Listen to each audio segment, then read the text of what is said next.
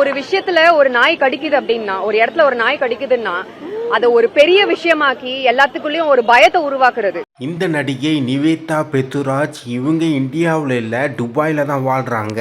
அது மட்டும் இல்லை, இவங்க இந்தியாவுக்கு வந்தாலும் இவங்க காரில் தான் ரோட்டில் ட்ராவல் பண்ணுவாங்க. இன்னொரு விஷயம்னா, இவங்க ஸ்டே பண்ணுற ஏரியாவில் பெரும்பாலும் தெருநாய்க்கள் இருக்கவே இருக்காது. அதே சமயத்தில் இவங்கள நாய் கடிச்சிச்சுன்னா இவங்க கிட்ட வேக்சினேட் பண்ணுறதுக்கு பைசாவும் இருக்கும். இன்னும் மோசமாக அடிபட்டுச்சுன்னா அதுக்கான சர்ஜரி அமௌண்ட்டு, இன்சூரன்ஸ் இது எல்லாமே வச்சுருப்பாங்க.